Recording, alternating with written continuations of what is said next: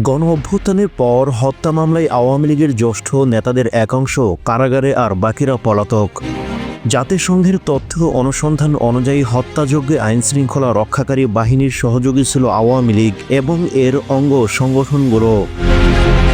অন্তর্বর্তী সরকারের ঘনিষ্ঠ হিসেবে পরিচিত একটি রাজনৈতিক দলের প্রধান বলেছেন, শেখ হাসিনা ও তার পরিবারের সদস্যদের পরিত্যাগ করে 15 বছরের সকল অপকর্মের জন্য দায় উন্মোচন করে জাতির কাছে ক্ষমা চেয়ে যারা নির্বাচনে আসতে চান তাদের আসতে দেওয়া হবে।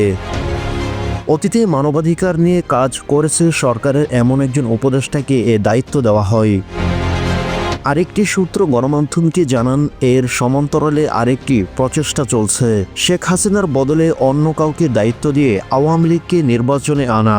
রাজনৈতিক অঙ্গনে শেখ হাসিনার মন্ত্রী সাবের হোসেন চৌধুরীকে এ দায়িত্ব দেওয়া হতে পারে বলে আলোচনা আছে। তবে তিনি বিদ্রোহী হতে রাজি নন। ছাত্র জনতার গণ অভ্যুত্থানে হত্যা মামলায় আওয়ামী লীগের নেতাদের মধ্যে শুধু সাবের হোসেন চৌধুরী ও সাবেক পরিকল্পনা মন্ত্রী এম এ মান্নান জামিন পেয়েছেন। রিমান্ড চলাকালে সাবের হোসেন একদিনে 6 মামলার জামিন পাওয়ায় গত অক্টোবর থেকে রাজনৈতিক অঙ্গনে গুঞ্জন রয়েছে তিনি আওয়ামী লীগের দায়িত্ব নিতে পারেন। তার সঙ্গে কথা বলা একজন রাজনৈতিককে জানিয়েছেন, শেখ হাসিনা অনুমোদন দিলে এটি হতে পারে, আর সরকারকে দিতে হবে নিরাপত্তার নিশ্চয়তা।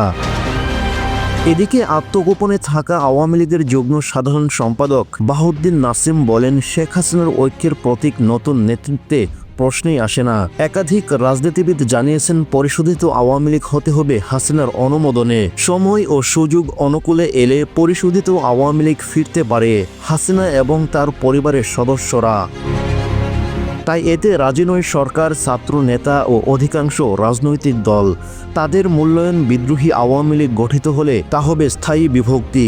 বিদ্রোহী অংশ মূলত দল হিসেবে স্বীকৃতি পেলেও কখনো শেখ হাসিনার সমর্থকদের সমর্থন পাবে না, ফলে এই দল অন্যদের জন্য তেমন হুমকি হতে পারে না।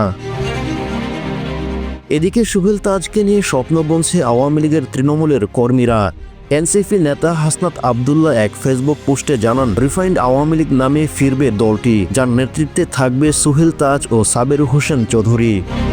তবে রাজনীতিতে ফেরার কথা অস্বীকার করে সুহেল তাজ নিজের ভেরিফাইড ফেসবুক পেজে তিনি বলেন, আমাকে একা ছেড়ে দিন, আমার বাংলাদেশ এ নোংরা পচা নষ্ট রাজনীতিতে আসার কোনো ইচ্ছা বা আগ্রহ নেই।